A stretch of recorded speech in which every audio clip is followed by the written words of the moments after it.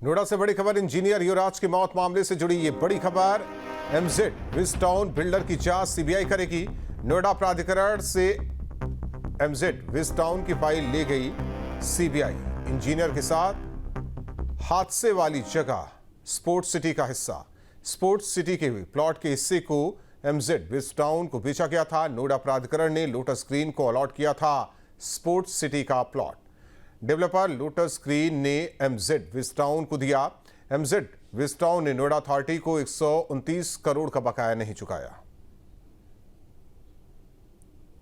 अमित चौधरी हमारे साथ जुड़ चुके हैं सहयोगी इस खबर पर। अमित, अब सीबीआई जांच एमजेड विस्टाउन की।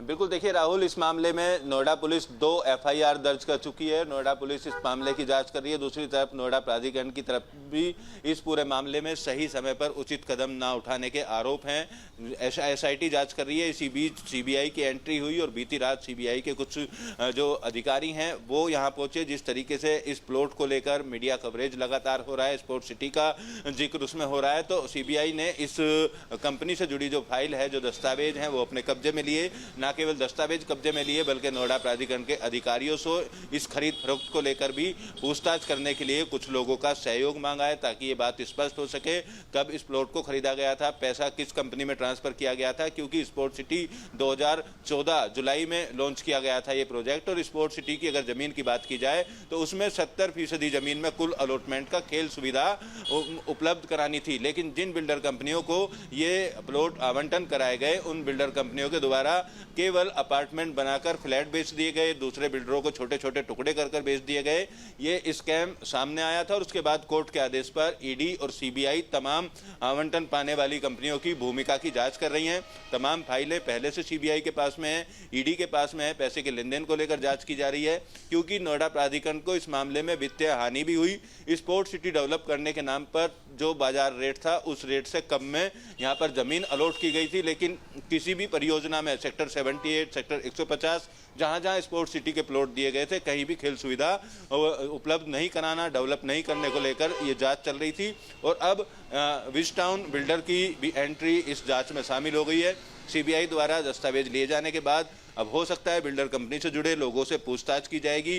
पैसे के लेन देन किस किस तरीके से किन किन अकाउंट में किया गया, और सीबीआई जांच के दौरान या उससे पहले अगर जो प्लॉट खरीदे गए थे उसको लेकर भी अब सीबीआई की जांच तेज होती हुई नजर आ रही है। तो चौतरफा कार्रवाई इस पूरे मामले को लेकर देखी गई। इस प्लॉट की अगर बिक्री की बात की जाए तो 2019 में बताया जा रहा है, जो सूत्र बता रहे हैं, डील शुरू हुई थी। 2022 में विस्टाउन बिल्डर के द्वारा बिना नक्शा पास कराए यहाँ पर ये जमीन खोदी गई बेसमेंट खोदने के लिए। नक्शा अभी तक पास नहीं है, इस तरीके की भी जानकारी सूत्रों के हवाले से हमको मिली है। बिना नक्शा पास कराए यहाँ गड्ढा कर दिया गया, उसके बाद उसमें पानी भर गया।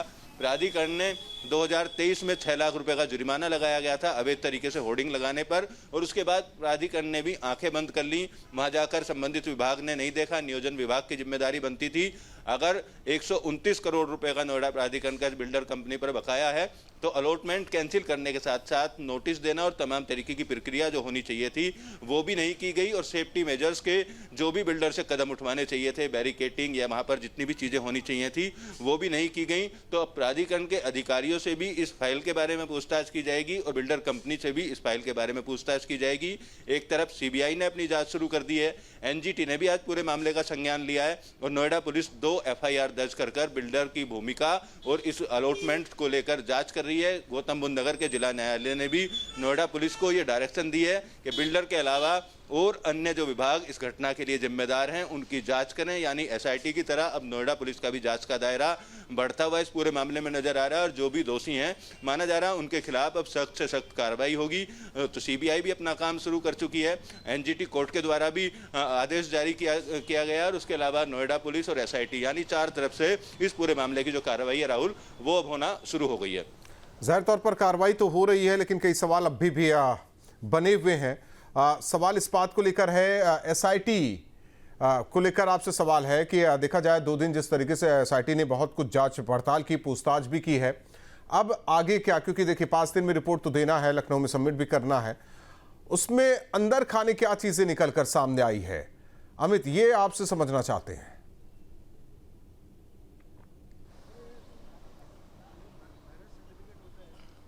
देखिए, एसआईटी के अंदर खाने की अगर बात की जाए तो जो पहले दिन 7 घंटे तक एसआईटी द्वारा यहाँ पूछताछ की गई, उसमें सबसे पहले सवाल की तो बात केवल दमकल विभाग की भूमिका को लेकर बातचीत की गई थी कि दमकल विभाग मौके पर मौजूद था तो क्या ऐसी मजबूरी थी दमकल विभाग पानी में नहीं उतरा।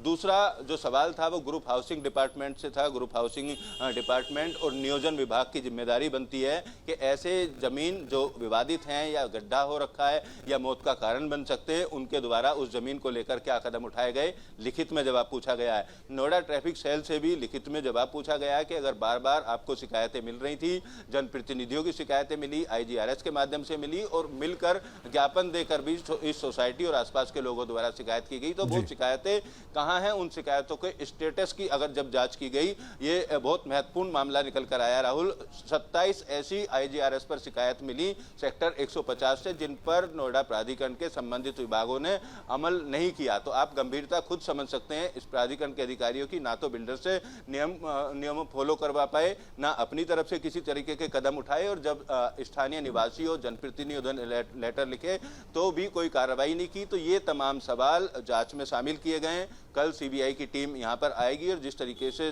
सवाल पूछे गए थे उनका जवाब जो सूत्र बता रहे हैं प्राधिकरण के अफसर तैयार करने में लगे हुए हैं, और जो जिम्मेदार अफसर हैं उनकी नींद भी उड़ी हुई है। फिलहाल हड़कंप की स्थिति है।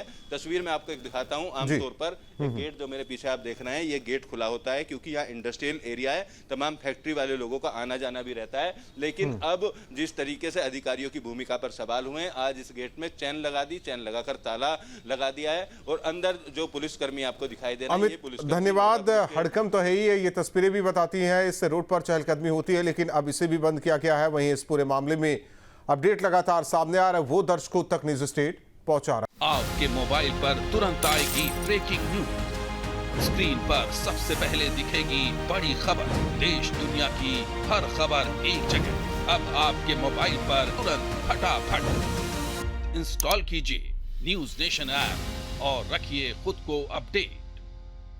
आपके मोबाइल पर तुरंत आएगी ब्रेकिंग न्यूज, स्क्रीन पर सबसे पहले दिखेगी बड़ी खबर, देश दुनिया की हर खबर एक जगह। अब आपके मोबाइल पर तुरंत फटाफट इंस्टॉल कीजिए न्यूज नेशन ऐप और रखिए खुद को अपडेट।